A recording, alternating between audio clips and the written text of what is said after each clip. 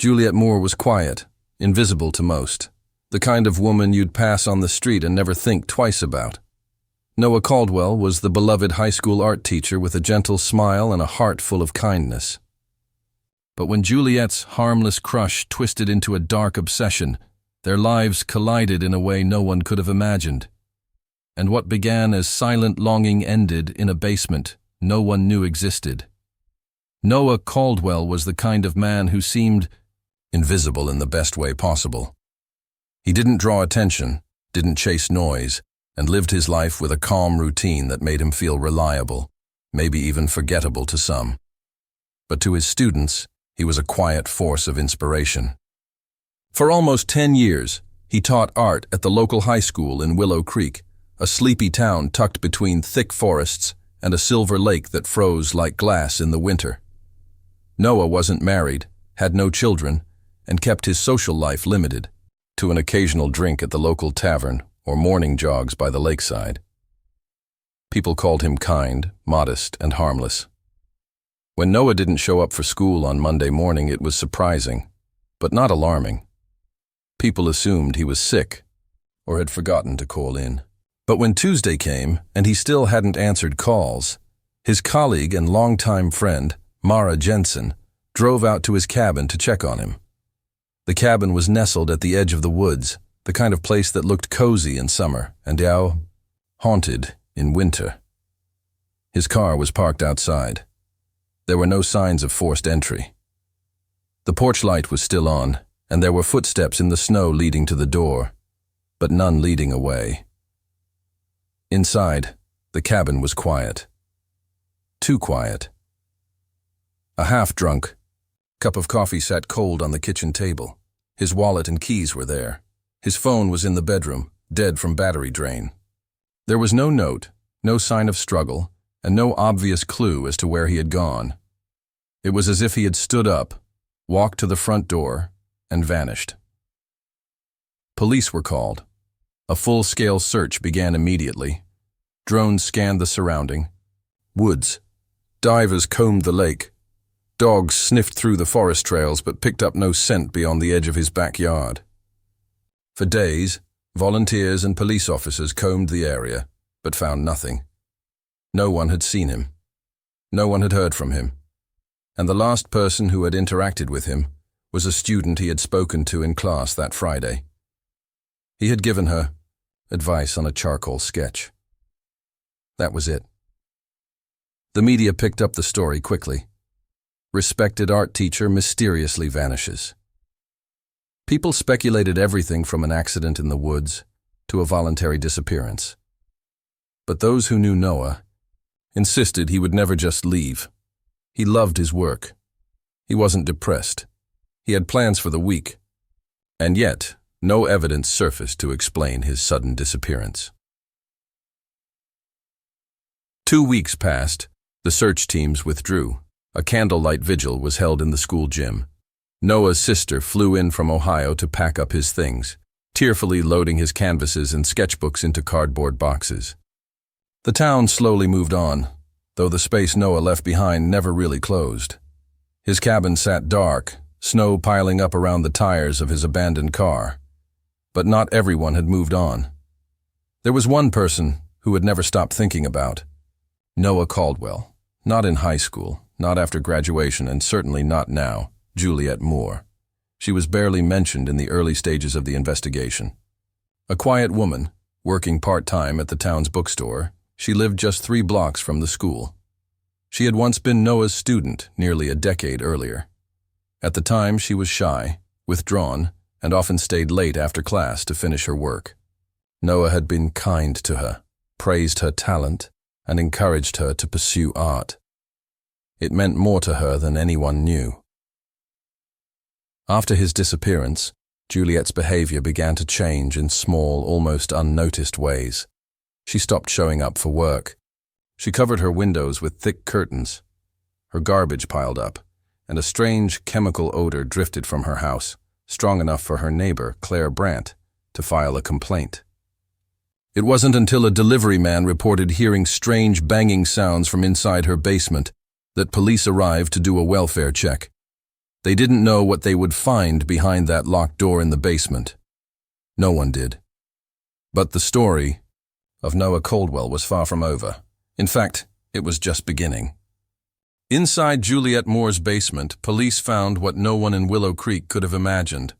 The locked door had been reinforced from the inside, and when officers forced it open, they entered a room that felt colder than the rest of the house, not just in temperature, but in atmosphere. It was clean, disturbingly so. The walls were covered in white insulation foam, soundproofed to an eerie silence. A single overhead light buzzed faintly. In the middle of the room, hunched over and chained at the ankles, was Noah Caldwell. He was alive, but just barely. His clothes were dirty, his skin pale and bruised. His wrists were red with rope burns, and he struggled to keep his eyes open under the harsh light. The police quickly unchained him and called for medical assistance. As he was carried out on a stretcher, he said just 3 words before passing out. "She took me." The news of Noah's recovery spread like wildfire. Juliet Moore was arrested. That same night, pulled from her living room where she sat, calm and silent, as if none of it mattered. She didn't resist, didn't speak. At the station, she refused to answer any questions. She only stared ahead, expressionless, hands folded on the table. Noah's condition stabilized after a few days in the hospital. He had been kept alive on canned food and water, but was malnourished and traumatized. Through brief interviews with detectives, he explained how Juliet had lured him to her house. She had sent him a handwritten letter pretending to be from a former student who had passed away, inviting him to a small memorial gathering. When he arrived, he was drugged. The next thing he remembered was waking up in the basement, chained and trapped. But what was most disturbing wasn't just the physical conditions. It was the way Juliet acted toward him. She didn't scream or threaten. She didn't seem angry or hateful. She would enter the room every morning, speak softly to him, ask about his favorite artists, even read him poems. She treated the entire situation like a fantasy, as if they were spending time together by choice. Noah had begged her to let him go, pleaded with her over and over, but her response was always the same. She would smile and say, "Now we'll never have to say goodbye." Investigators began combing through Juliet's house for more evidence. Upstairs, everything looked normal. But beneath that appearance of quiet, everyday life was a world carefully crafted around obsession. Her bedroom walls were lined with sketches of Noah, some realistic, others twisted and exaggerated. Dozens of notebooks filled with journal entries chronicled her thoughts about him, going back over 10 years. The earliest pages were innocent, just the musings of a high school student with a crush on her teacher. But as the years progressed, the entries darkened. She wrote about being ignored, about wanting to be seen, about feeling invisible, and then, eventually, about plans. Plans to bring him back into her life. She had rehearsed it all. The letter, the food supply, the basement modifications, even what she would say when he woke up. Every detail had been thought out and documented. The room he was kept in had been prepared months in advance. Every decision had been calculated with the sole purpose of keeping him close, of making sure he would never leave her again. Neighbors were horrified. Juliet had always seemed distant, but harmless. She walked her dog. She bought tea from the same cafe every Saturday. No one suspected that behind the quiet routine was a woman who had been planning a kidnapping for nearly a decade. Noah's rescue was a miracle. But the more investigators uncovered, the more they realized this wasn't a sudden crime born from madness. It was the result of long, slow obsession, one that had grown in the dark for years, unnoticed, until it was too late to stop. And yet, there was a feeling among the detectives that the basement wasn't the end of Juliet's secrets. Something still didn't add up. The calmness in her arrest, the quiet refusal to speak, the precision in her actions. It felt like there was more. They were right. After Juliet Moore's arrest, the investigation into her life intensified. Police knew they had rescued Noah Caldwell from a carefully planned abduction, but something about the case still felt unfinished. Juliet's silence was unsettling. She didn't resist, didn't speak, didn't even seem surprised. That calmness left detectives wondering, had she done this before? With a warrant in hand, a second forensic team began an exhaustive search of her home, focusing on anything that might have been overlooked. In Juliet's bedroom, beneath a loose floorboard covered by an old rug, they made a discovery that shifted the case from disturbing to terrifying. Hidden in a waterproof plastic container were several small items, dog tags, old photographs, torn pieces of clothing, and in the corner, a sealed envelope filled with teeth. Each item was labeled with a name and a date. Detectives immediately cross-referenced the names with national missing persons databases. Several of them matched cold cases from nearby towns, all within a 150-mile radius. All of them were male. All of them had gone missing over the last decade. And disturbingly, many bore a physical resemblance to Noah Caldwell. Tall, lean, dark-haired, men in their 30s. One name stood out, Ethan Voss, a drifter who had disappeared in 2013. He had been seen hitchhiking just outside Willow Creek.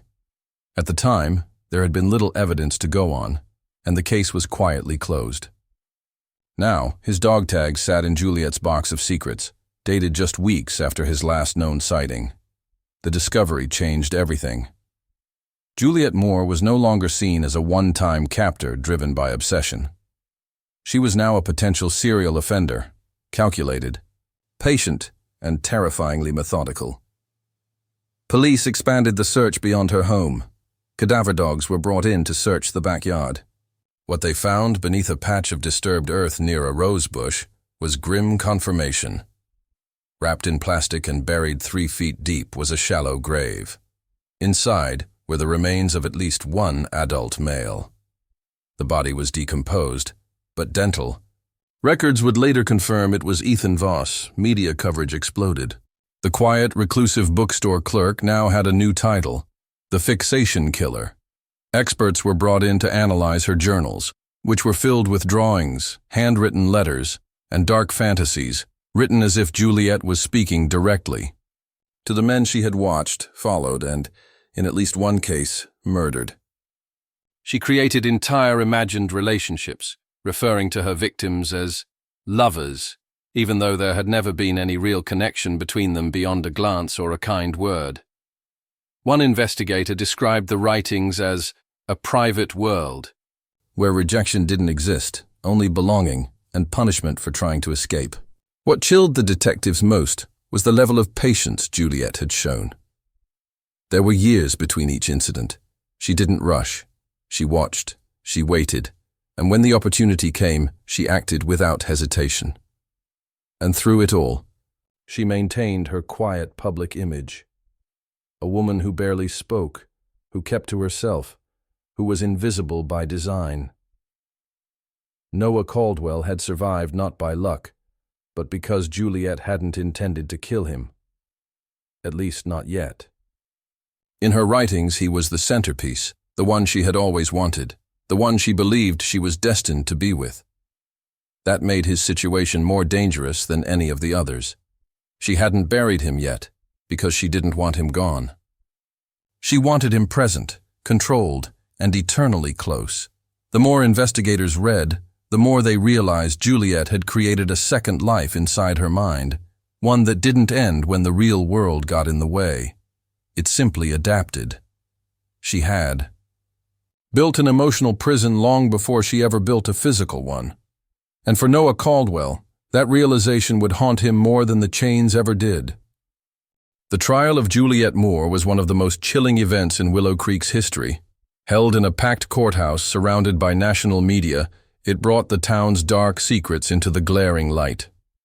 Juliet was charged with multiple counts, including kidnapping, false imprisonment, and second-degree murder. The skeletal remains of Ethan Voss and the discovery of personal items linked to at least 2 more missing men painted a horrifying portrait of a woman who had lived quietly among them while harboring the darkest intentions. She still refused to speak. Her defense attorney claimed psychological illness, arguing that Juliet had created a delusional world driven by trauma and obsession. But the state had a different perspective. They described Juliet as methodical, cold, and entirely aware of her actions. Her journals, presented as evidence, showed years of planning, documenting not only what she did, but why. She believed in a twisted form of love, one where the object of her desire could not leave, could not change, and could not reject her. To her, that was security. To everyone else, it was pure control. Noah Caldwell testified on the second day of the trial. His words were steady, but his eyes never met Juliet's. He described the basement, the isolation, the slow unraveling of his sense of time and reality. But what disturbed the courtroom most were his recollections of her tenderness. She wasn't violent. She fed him. She spoke to him with affection, even read from her journals aloud, telling stories of the life she believed they shared. It was the collision of fantasy and horror, and Noah had lived through it. Despite his strength on the stand, Noah would later admit in private therapy sessions that he feared Juliet hadn't simply wanted love. She wanted ownership. And even now, knowing she was behind bars, a part of him feared she had succeeded in some way. Her presence lingered in his dreams, in the silence of empty rooms, in the unexpected sound of footsteps behind him. She hadn't taken his life, but she had altered it forever. The verdict came quickly. Guilty on all counts. Juliet Moore showed no emotion as the sentence was read. Life in prison without the possibility of parole. The courtroom let out a collective breath, but there was no joy in the outcome, only relief.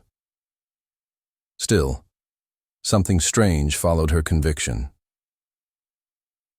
3 weeks after Juliet was transferred to a maximum security prison, a letter arrived at the Willow Creek Police Department. It had no return address, no signature. Inside was a small sketch, Noah Caldwell, drawn in remarkable detail, standing under a tree beside a lake. On the back, in delicate handwriting, were the words, "Forever waiting." Forensics couldn't match the print to Juliet. The envelope bore no usable fingerprints, yet the drawing style was unmistakably hers. Whether she had sent it herself, or whether someone else had picked up her twisted obsession, no one could be certain. But the message was clear. Juliet Moore, behind bars or not, was not finished. In the following months, Noah moved away from Willow Creek. He resigned from his teaching position and sold the lakeside cabin. He relocated under a new name, quietly, without warning anyone beyond a few trusted family members. In interviews, he said he needed to rebuild his life, far from the place where his nightmare began. But even in a new city, with new surroundings, he couldn't fully escape the shadow Juliet had cast. Back in Willow Creek, people spoke less of her over time. The town returned to routine, but the scars remained. The bookstore was boarded up, Juliet's house abandoned, and the woods behind her home now fenced off. But every now and then, someone would say they saw her, in a dream, in a shadow, in a glimpse through fogged glass. Because even though she was locked away, she had made one truth eternal. She couldn't let go. And because of that, he never really got away.